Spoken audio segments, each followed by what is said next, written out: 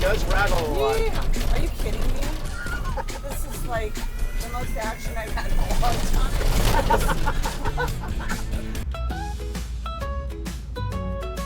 Today on Big Red Small Tauk, Tiki Titan Lynn Calvo from Lynn's Hula Hut. Hey, you. Hey, Glenn. Come on in. I thought you'd never ask. Outspoken, unpredictable, and unfiltered, this Montauk Mogul and author has made Tiki her pride and passion. To quote Lynn, be yourself, everyone else is already taken. So hop in for a hula of a ride. Big Red Small Tauk. Yeah! Are you ready to Hence the talk and hat. ride? Sure. I love that hat. You like my hat? It's my beach hat. Let's Even go. though it's not a beach day. And here we go. Yay! Okay, Lynn, welcome to Big Red Small Tauk. We have 2 rules. Uh-oh. We drive and we talk, and that's it. That's a rule I can adhere to. You can. So, how long have you been in Montauk? Well, collectively, I'd have to kill you if I told you, but since I was since I was a little girl, my dad was a lobsterman out here, Right. and we had a house actually right behind the Sail Inn on Kirk, and so I've been out here a long time, since I was very young. So you grew up here. I grew up here but didn't go to school here. How different was it back then compared to it is today? Oh my gosh. All right, so put it this way. This time of year, there were more deer than people, right? There were very few places that were open this time of year. Everything kind of shut down. And it's just different. The obvious is, everything's a lot more expensive, but that's a given anywhere you go. It's Right, just- exactly. Yeah, I mean, it really, yeah. Change is inevitable, and there are some good things about it. Like, we have a lot more creative chefs and interesting businesses coming in, right? Right. The bad thing is it's getting a little too expensive for the people that are creative. So a lot of It is big money now that's coming in. big money. Yeah. And myself as, the creator of Lynn's Hula Hut, restaurant rents are through the roof. Landlords are charging an exorbitant amount of money when most of them really have no clue what it's like to own a restaurant.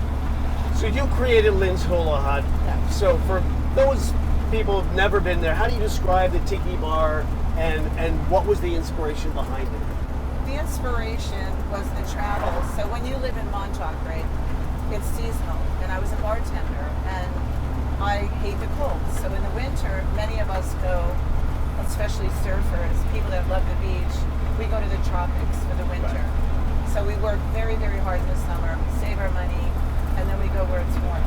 So I used to go to the Caribbean, Key West, Hawaii, Thailand, places like that. Just to drop a few names. Well, I'm not a name dropper. That's a, But anyway, I fell in love with the people in a lot of these places. I like to go to local spots that are off the beaten path. yeah. And I fell in love with the Polynesian culture, and I thought I'd bring that back to Montauk because nobody was doing that here, So that was my inspiration. So you were a bartender here. I was a bartender here, yeah. What was your entry into the hospitality? Why did you want to do that for a business? I love people. I love hosting people. And honestly, the only thing you did here back in the day was you either worked in a restaurant, you were a fisherman, like my dad, Right. or you were a carpenter. Those really were the only things that you could do living here to make money, Right. So that's how I got into it. And I really grew to love it. I can see you as a fisherman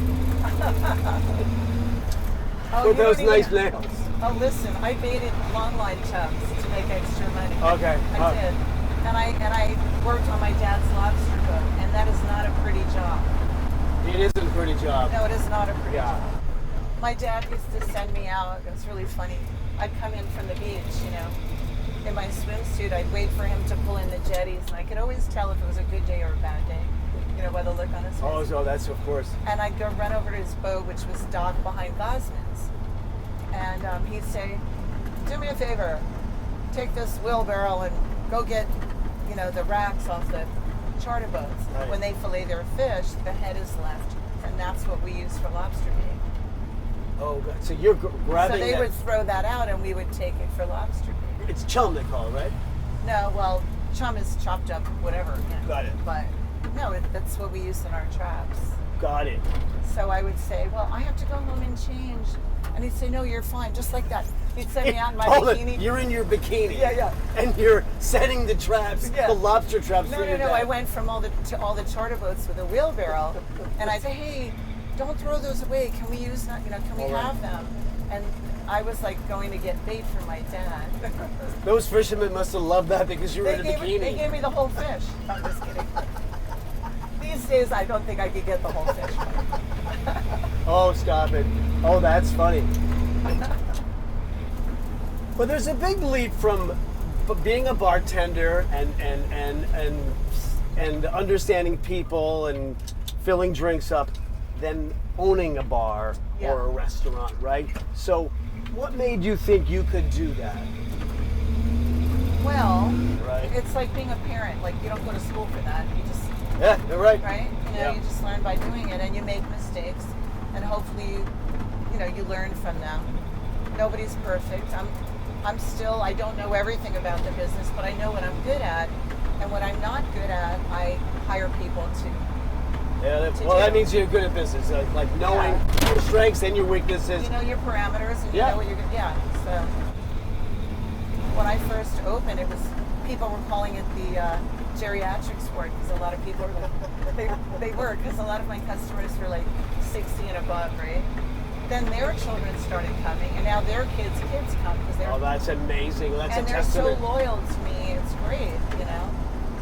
I love them all. Tell me about the Chevy pickup truck. I had a little Chevy pickup, and it had a palapa top and a mahogany teak deck, and I did just private events, and it said Hoola Hut, have tiki will travel. So you were like a mobile tiki I was hut. a mobile tiki bar, which I should probably do again because I didn't have to pay rent. I'm thinking about it, but anyway, I was mobile, and the owner of the Marine Basin, Carl, he hired me to do a shark run, and that's how I wound up, going into that property. Got it. And that took me 2.5 years, arduous years of navigating through the permitting. So for those who don't know, you had this bar in a parking lot. I mean, It that's was a converted office trailer that I paid $2,000 for, not a permanent structure. surrounded with beach sand and gravel. But there was never a bar there, and so the town was very upset because somehow I got a liquor license. They didn't like that. Anyway,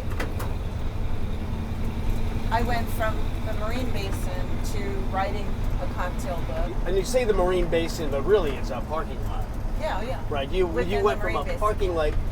parking lot in a Marine Basin. You had the successful Hoola Hut that was really a converted trailer. Right.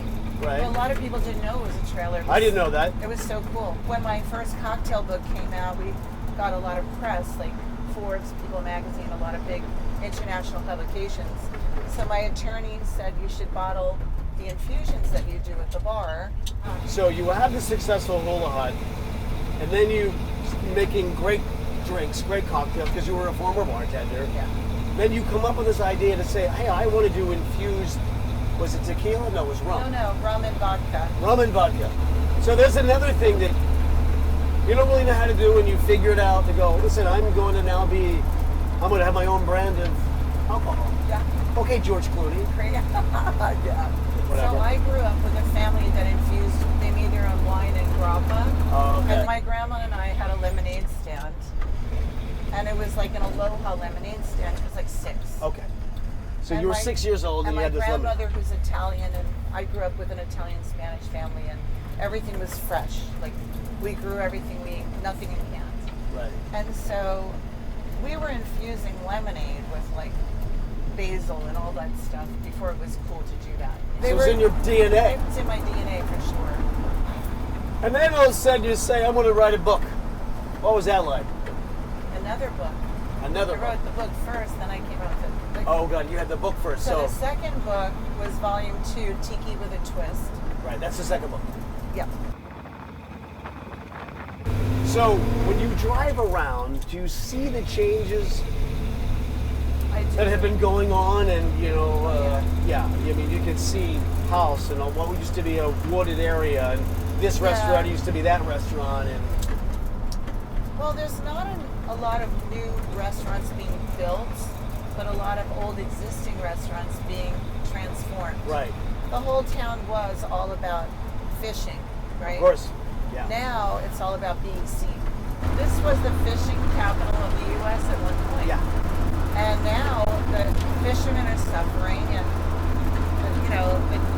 the gas and the dockage are very expensive. right, And I would also say, when you go out to dinner, learn where your fish comes from. Go out fishing. Support the local charter boats.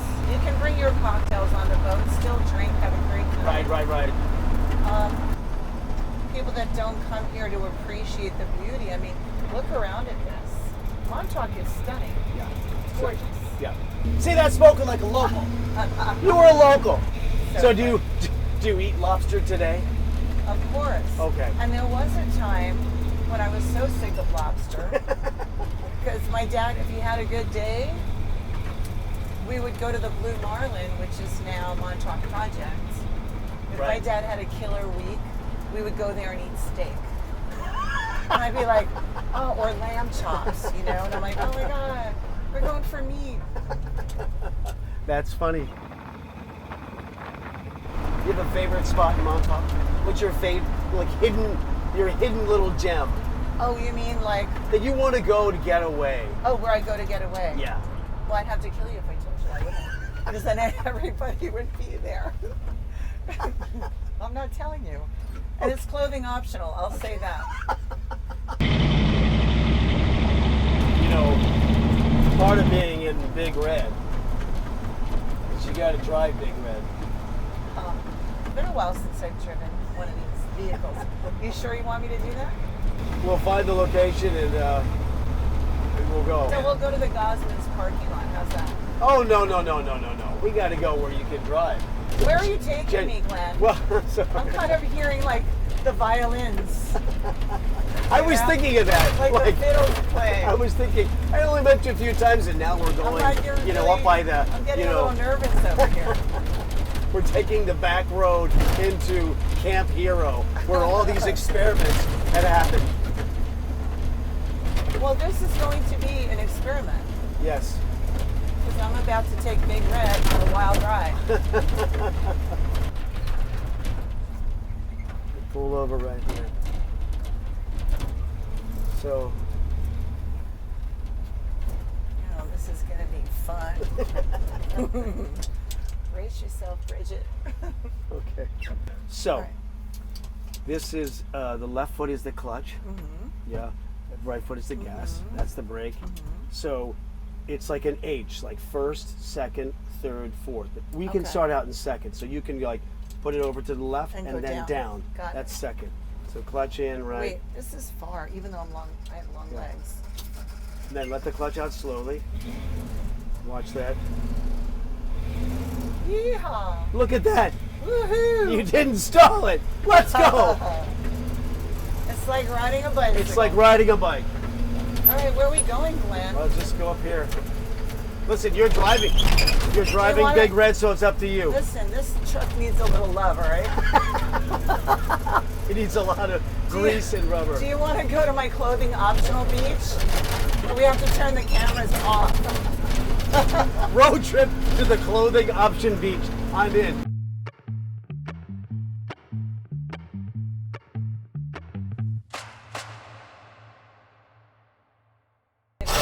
Shit. Heck. It's not me, it's red. It's red. This is We're going to be. about to Now find- you're going to have to find reverse. Oh, Jesus, Glenn. All right, where is it? Tell me. Up and all the way over. All the way over to the right now. That's it. Why is it not going?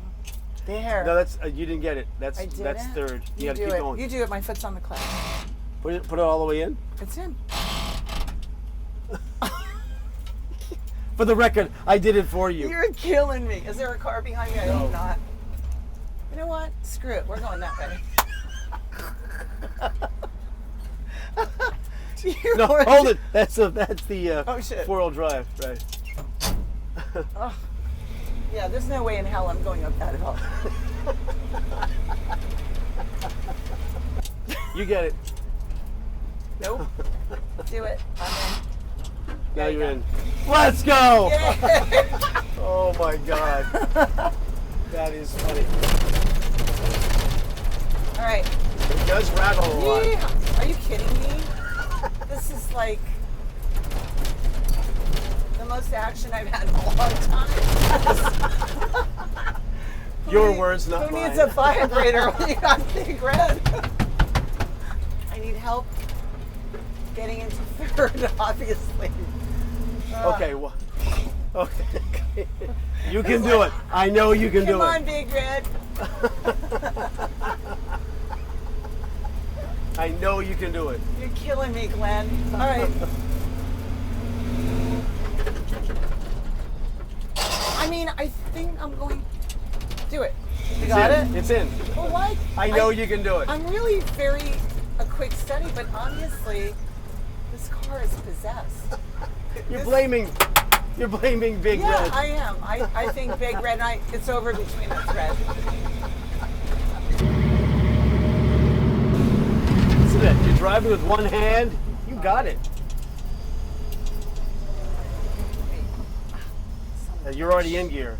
No, am I? Yeah. I'm in third? You're in second. Oh, now I gotta do third again? You got Shoot! right now. Yay! Isn't that a great feeling? So excited. Oh. You know, All right, so this is the part of it. What's Like, going to excite me more what's that? is when I pull over and you jump behind the wheel. That's going to be very exciting. Oh, we can do it anywhere up here. Okay, good. Oh, look at that. There was no hesitation, and there was no hesitation in the pullover. All right, there you go. All right. Good Survive. job. Okay. You're a good teacher. You're a brave teacher. I don't know about that. It's been fun, Glenn. Right? Yeah, fun You stuff. passed the Big Red test. I did. Well, yeah, I almost failed a few times, but.